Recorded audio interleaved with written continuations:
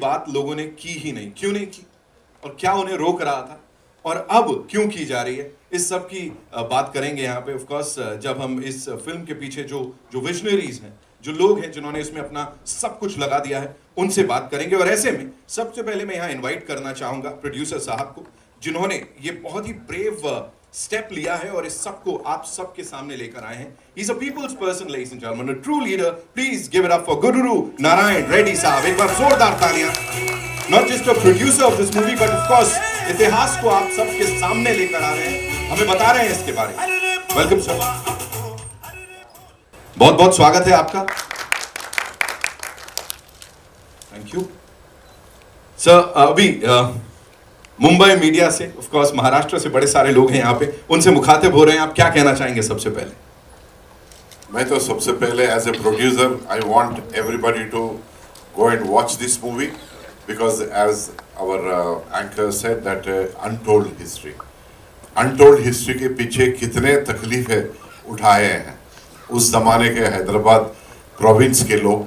वो आज का पूरा तेलंगाना है और 5 districts of Maharashtra and 3 districts of Karnataka. So कोई राजा अपना इतिहास में, मतलब जब से मानव पैदा हुआ उस जमाने से लेके आज तक, कोई भी हेड ऑफ द स्टेट और कोई राजा महाराजा कोई भी, या कोई when you can say even the worst guy also has not inflicted injuries which cannot be cured at any time. कोई किसी से भी धोए तो, even if you wash with a nectar, those sins cannot be washed. Those were the sins committed by the last Nizam of Hyderabad, Mir Usman Ali Pasha, and his private army called Razakar. 76 साल हुए ये सब हादसे होके। ये हादसा नहीं बोलते, ये मेहम बोल सकते हैं, जेनोसाइड बोल सकते हैं। जहाँ पे उस राजा ने वो उसका गद्दी को संभालने के लिए उसको हैदराबाद निकाल के उसको तुर्किस्तान बना के पाकिस्तान के साथ जोड़ने का जो सपने देखा, वो सपने के वजह से सब लोगों को, मेजॉरिटी हिंदू को इस्लाम में कन्वर्ट करने का कोशिश किया। जो भी कन्वर्ट नहीं हुए उनको मार दिया गया, औरत को रेप कर दिया गया और उनके प्रॉपर्टी को भी सीज जब्त करा दिया गया। इतने सारे हादसे हुए, सो क्यों नहीं निकाले आज तक, क्यों नहीं निकाले? डेलिकेट मैटर है। डेलिकेट मैटर चंद लोगों के लिए होगा, लाख के लिए होगा, करोड़ के लिए होगा, लेकिन इस भारत का बच्चा है गुडूर नारायण रेड्डी के लिए डेलिकेट नहीं है। क्या बात? ये मैं कर्तव्य समझ के मैं इस सिनेमा को प्रोड्यूस किया, क्योंकि इतिहास को सामने लोगों के सामने लेके आना है। फिर ऐसे इतने, मतलब कुछ भी कितना भी बुरा नाम दे इन रजाकारों को, वो नाम सबसे worst name in the universe आने वाले दिनों में या 100 दिनों में वो दे सकते तो दे सकते, क्योंकि ऐसे फिर पैदा नहीं होना। ऐसा जो भी ग्रुप या whatever it is you can say, ये फिर ऐसा इस देश में पैदा नहीं होना, ताकि अपने बच्चे, अपने पोते पोतियां जो भी है, आने वाले पीढ़ियां शांति से जी सके। क्योंकि एक तरफ से बोलते हैं अपन गंगा जमुना तहजीब से जिएंगे, जरूर जिएंगे हम। बहुत जितने भी लोग इस देश में हैं, 142 करोड़ लोग, सब गंगा जमुना तहजीब से जिएंगे। सब हम भारत माता के बच्चे पहले, उसके बाद में बायोलॉजिकली अपने पेरेंट्स के बच्चे हैं। जो भी आदमी इस धरती पे पैदा होता, भारत मेरा माता है, वंदे मातरम बोलना जिम्मेदारी है मेरी फर्ज है बोल के जब समझते हुए आगे बढ़ेंगे, यही मैसेज मैं लोगों को देना चाहा। क्योंकि आज का जमाने का जो है 142 करोड़ का पॉपुलेशन में, इसमें कम से कम 100 करोड़ पॉपुलेशन अपना देश में है। उसके लिए youngest country in the universe बोलते हैं, वो 18 साल से 35 साल से उम्र में है, वो 100 करोड़ लोग। उनको जानकारी लाने का जिम्मेदारी मुझे लॉर्ड बालाजी ने मुझे दिया है, क्योंकि मैं उनका दर्शन करने के लिए जिस दिन 27 जनवरी 2022 के दिन मैं गया था, वहीं पे मुझे ये इंट्यूशन वेरी स्ट्रांगली आया जैसा ही वो फ्लाइट लैंड होते। मैं आप पूछेंगे ऐसा एकदम ऐसा आते ही होता क्या? नहीं। तेलंगाना में जो जितने भी मेहम, जितने भी हिंसात्मक घटनाएं हुए हैं 176 साल पहले, वो हम बचपन से सुनते हुए आ रहे, देखते हुए आ रहे। We can see the dilapidated burj, dilapidated bungalows और blasted bridges and blasted government properties, ये पूरे चीज हम बचपन से देखते हुए आ रहे। तो एक दिन था वो 27 जनवरी 2022 के दिन स्ट्रांगली मैं दर्शन के लिए गए, उस टाइम पे जो दिमाग में आया उस सेकंड से आज तक इसी सब्जेक्ट पे है। क्योंकि भारत में जितने भी है मेजॉरिटी लोगों को ये सिनेमा बताना है कैसा भी, और देखने के लिए मैं आपके ही जरिया मैं आपसे गुजारिश करता हूं कि इसको जितना प्रचार कर सके, जितने लोगों के पास में लेके जा सकते लेके जाइए। धन्यवाद।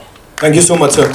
आपने जैसे कहा एक छोटा सा सवाल, आपने कहा आपने इसको अपना कर्तव्य समझा, लेकिन जब आपने इच्छा जताई होगी that you want to make this film, you want to produce this film, उस वक्त क्वेश्चंस उठे थे? बिकॉज जैसा मैंने कहा बस बहुत है, at the same time noise भी बहुत है सर। तो ये सिनेमा जैसा ही हम कंसीव किए, नाम और stories, when we started shooting we have never declared, because you know again it is a delicate matter. So because we are living in such a place and where majority of अपने भाइयाँ अलग अलग मजहब के लोग हैं, हम किसी को भी दिल में मतलब दर्द या तकलीफ नहीं पहुंचाना, अरे क्या कर रहे क्या कर रहे, we want to give it as a surprise. But जैसा ही इंटेलिजेंस सोर्सेस के जरिया लीक हुआ गवर्नमेंट को, क्योंकि एक दो लोग हमारे भी जो बाहर थोड़ा मैसेज बाहर गया, तो वो जो सत्ते में थे, हमारा एक गंदा प्राइम चीफ मिनिस्टर था KCR बोल के, सबसे वो भी रजाकार का बच्चा है, तो रजाकार का लिविंग पर्सन है वो, उसके लिए उसको लोगों ने उसको भिजा दिया उसके ज़िंदगी में, और अभी कभी कुछ भी नहीं बन सकता जो भी है वो, और उससे डाउन ही होता।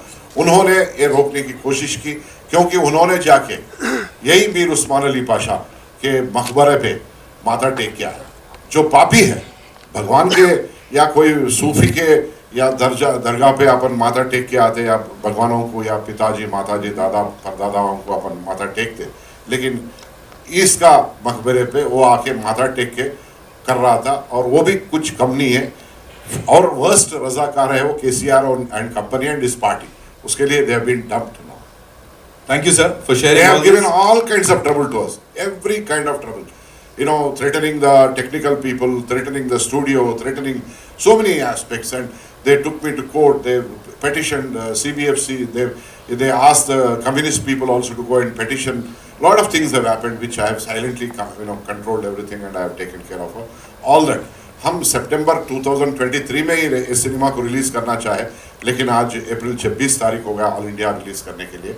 बाकी 4 लैंग्वेजेस में तो रिलीज किए, बहुत अच्छा रिस्पॉन्स है। कोई भी सिनेमा पहले starting from teaser to trailer to cinema कोई भी देखे तो गूज बम्स पक्का है, एंड इसमें रियलिटी है। ये हाई क्वालिटी सिनेमा निकाले हैं, ऐसा नहीं कि ये कोई एपिक मतलब बड़े बड़े हीरो हीरोइन को नहीं लिए, लेकिन ये कोई बड़े से कम नहीं है। और हमारा डायरेक्टर भी बहुत ही काम अच्छा किया, और जब उन्होंने ये प्रोडक्ट को स्टार्ट किया वो 16 करोड़ बोला, मैं बोला 20 तक रेडी था, फिर 25 तक रेडी हो गया, क्योंकि we have to create 1947 and 48, then it went to 51 crore. So it is no less a picture than या बाहुबली या ऐसा पिक्चर, क्योंकि you have got the each and every micro thing also. मतलब जूते को भी मैं बहुत ही इंपॉर्टेंस दिया, ब्रिटिशर जूता पहनता तो उसके ऊपर गंदा नहीं रहना, एकदम ब्राइट शाइनिंग होना है। जीप देखे तो आप विल्लीज जीप देखेंगे 1945, 46, 47 का, लॉरी जो मिलिट्री की जो इस्तेमाल करते थे उस जमाने का, हर चीज़ हम बहुत ही केयर लिए इस प्रोडक्ट को आपके सामने लाने के लिए। और आप इसको इस मूवी को देख के अपने दोस्त, अपने रिश्तेदार और अपना कम्युनिटी में फैलाना है, ताकि आने वाले पीढ़ियाँ शांति से जी सके और फिर रजाकार पैदा ना हो। Thank you. 26 अप्रैल 2024 जब ये फिल्म रिलीज होगी आपके नजदीकी थिएटर्स में, जाइए आप भी जानिए इस अनटोल्ड हिस्ट्री के हिस्से को। सो वेलकम, बहुत बहुत स्वागत है। आपके साथ साथ और भी दिग्गज कलाकार जो इसमें हैं उनको बुलाना चाहूंगा। We'll start with of course लौह पुरुष की भूमिका में नजर आ रहे तेज सबरू साहब। लेडीज एंड जेंटलमैन, जोरदार तालियां हो जाए। Another stalwart from the industry, please sir, आइए। अभी कुछ दिन पहले एक ब्लॉकबस्टर का हिस्सा रह चुके हैं। बायोपिक्स की बात करें या सच्चाई से जुड़ी जो पिक्चरें होती हैं उसमें जरूर नजर आते हैं। राज अर्जुन साहब के लिए जोरदार तालियां हो जाए। Come on, a brilliant actor from the industry.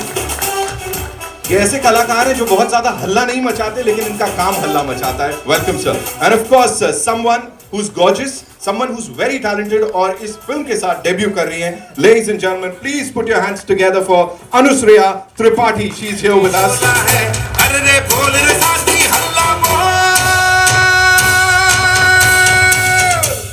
And that's all about it. Of course, the captain of the ship, ladies and gentlemen, Yata Satyanarayan साहब के लिए एक बार जोरदार तालियां.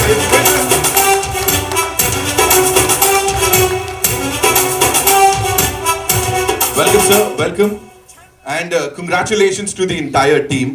बहुत सारे सवाल हैं. Makaran sir, I'll start with you. You know, first of all, the way you've aced this character that you're playing. So, कितना ऐसा गुस्सा चल रहा था अंदर, क्या चल रहा था बताइए.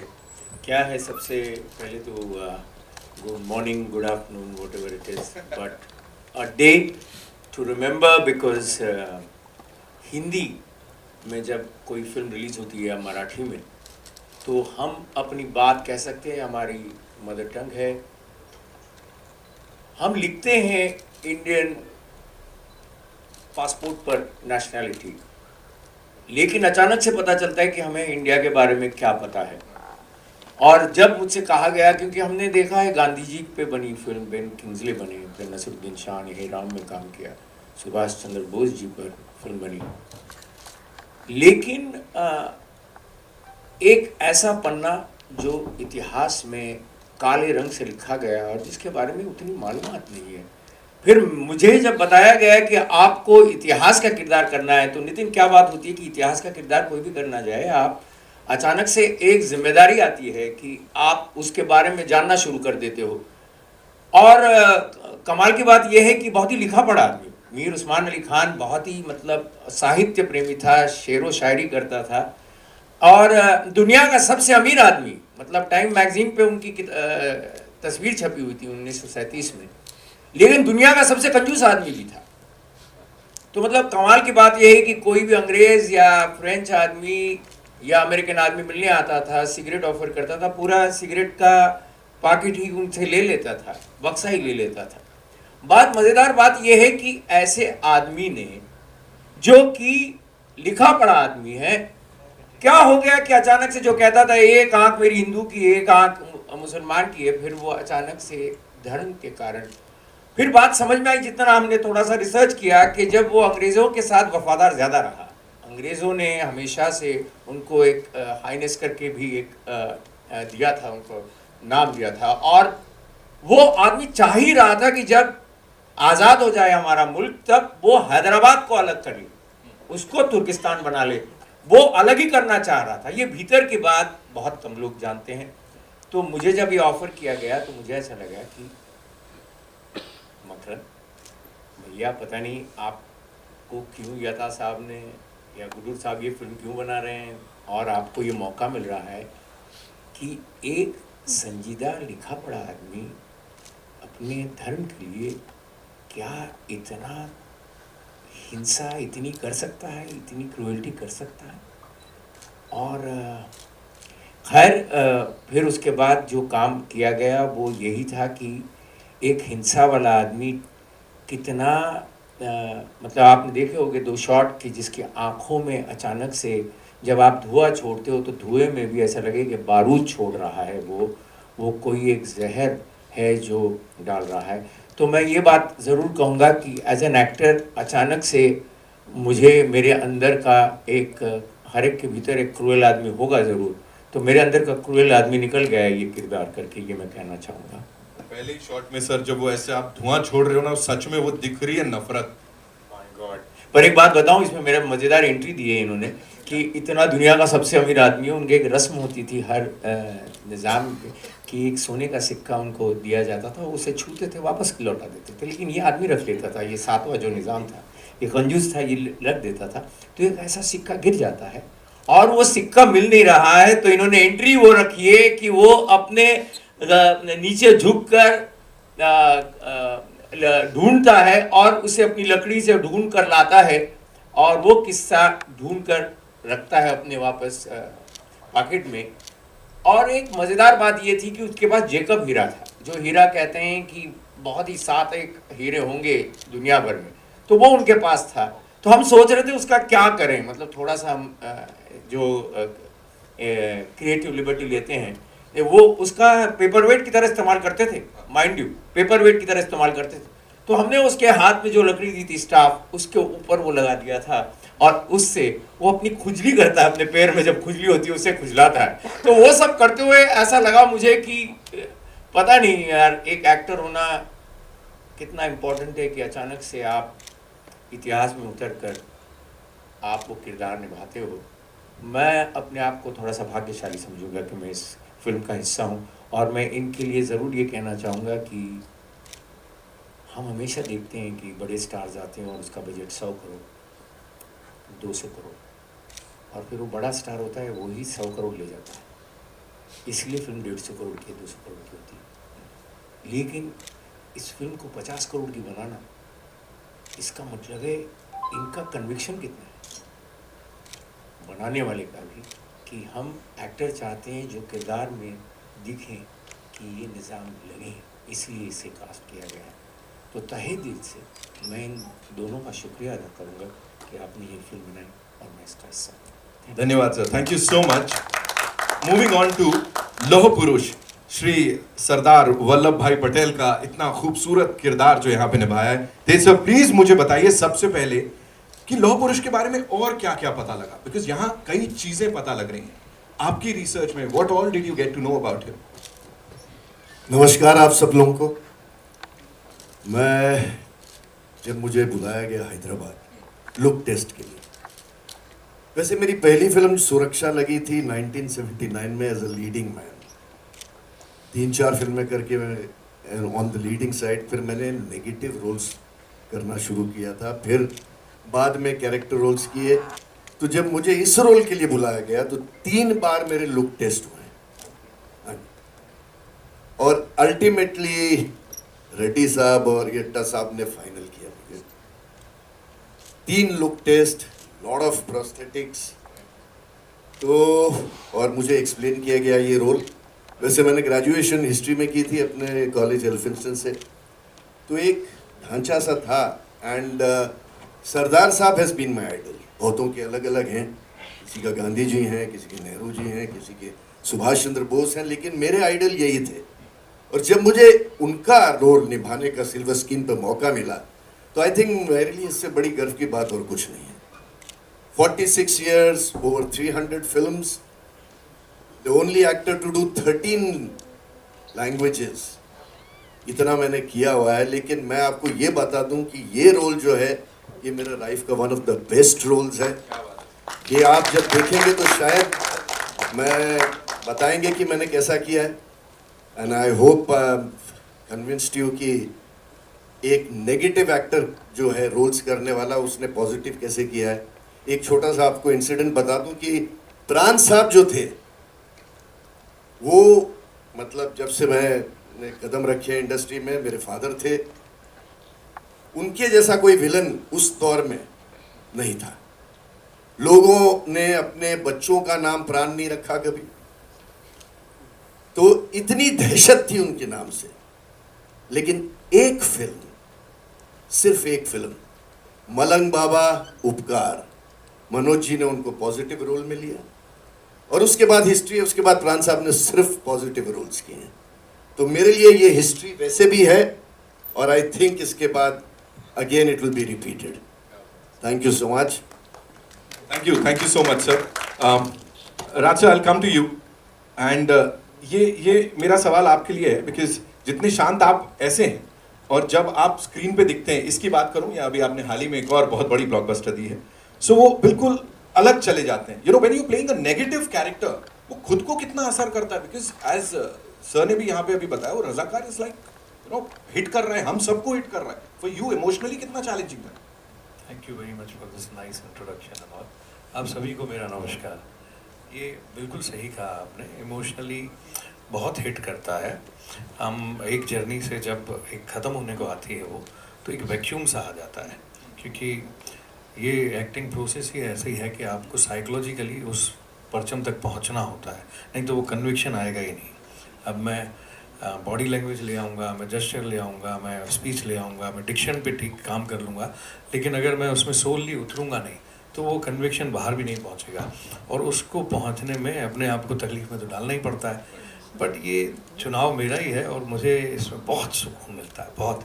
मुझे हर बार जब भी मैं कोई इस तरह का काम करता हूँ तो मुझे लगता है कि जीवन जो है सार्थक हो रहा है। जिस तरह का सिनेमा मैं करना चाहता हूँ, जिस तरह की एनर्जी मैं भेजता हूँ, मैं बार बार यही विश करता हूँ कि मुझे टफ से टफ रोल जो है वो किसी तरीके से पहुँचे। और वो पता नहीं क्या होता है कि कुछ दिनों के बाद मेरे पास इतने ख़तरनाक रोल आते हैं और मुझे लगता है कि वापस एक लड़ाई, वापस एक चैलेंज मुझे जो है रिसीव करना है।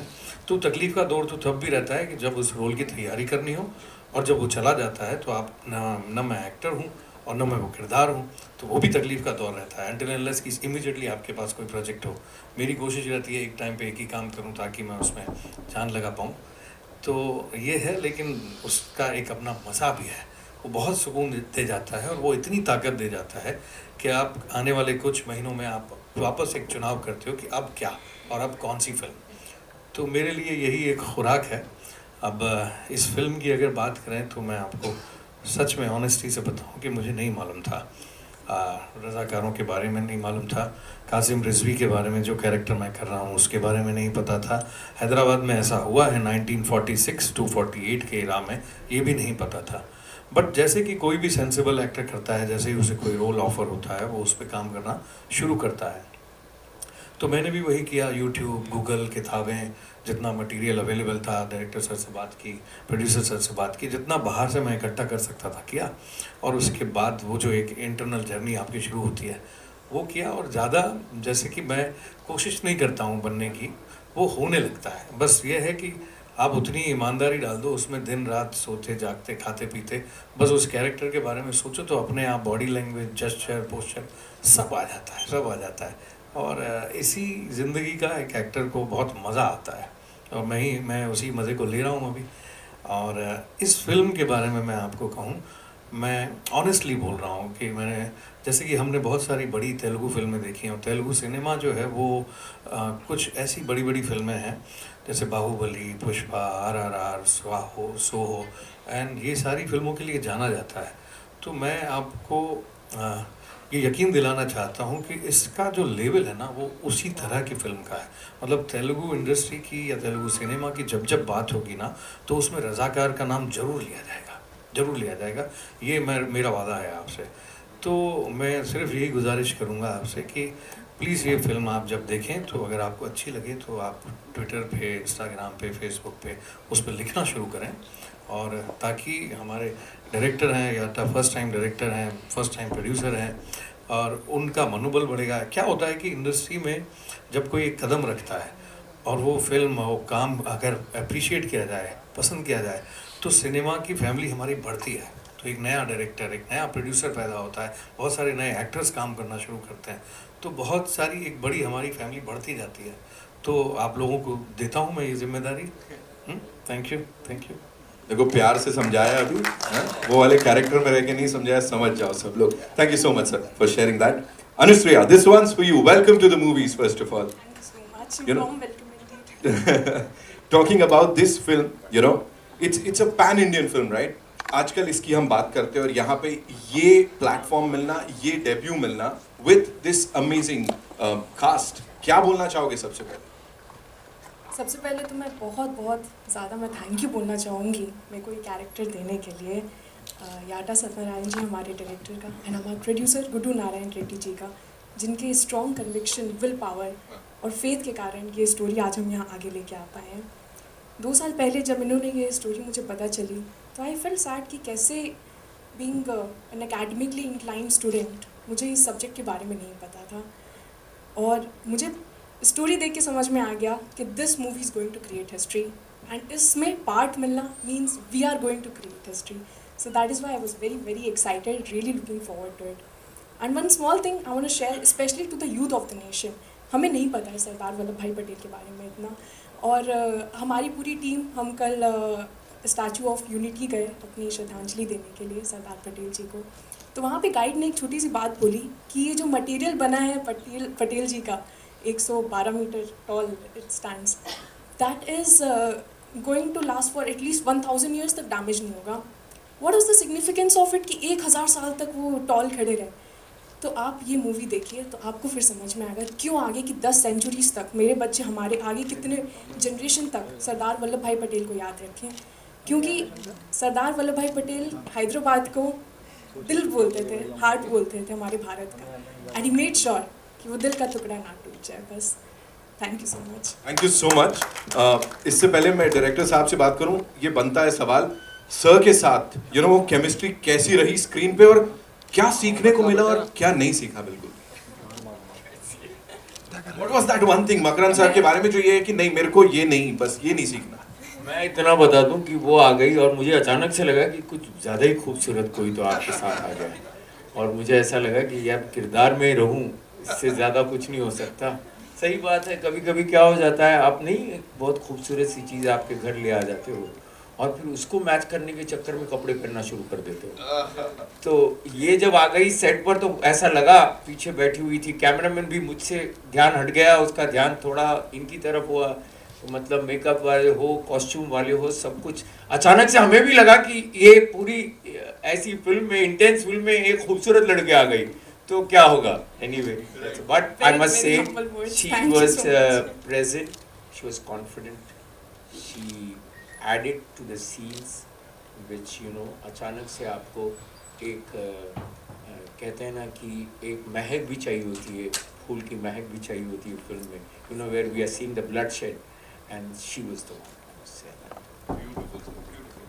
मेरे लिए तो यस, मेरी ट्रेनिंग स्टार्ट हुई 3-4 मंथ्स के लिए। जो मेरे ट्रेनर थे, जो एक्टिंग के गुरुजी थे, जिन्होंने सिखाया, उनका शुरू से ही था कि आपको मकरन जी के साथ अपना स्क्रीन शेयर करना है। सो आपके कारण स्क्रीन प्रेजेंस उनका नहीं ख़राब होना चाहिए। तो वो मोटिवेशन बहुत स्ट्रॉन्ग था कि he is one of the most legendary actors in our generation, और उनके साथ स्क्रीन शेयर करना मेरे लिए बहुत बड़ी सौभाग्य की बात थी। And finally he made me so comfortable on screen. मुझे इतना डर लग रहा था इनके साथ, लेकिन पूरे टाइम छोटी छोटी टिप्स देना, तो आप बहुत कुछ सीखते हैं जब फाइनली आप एक इतने बड़े एक्टर, और not just one, all 3 actors I have seen on screen, मतलब लोकेशन में भी कैसे परफॉर्म कर रहे हैं, उनको देखना, उनसे बहुत चीज़ें सीख के ये मेरा सौभाग्य था। बस थैंक यू सो मच।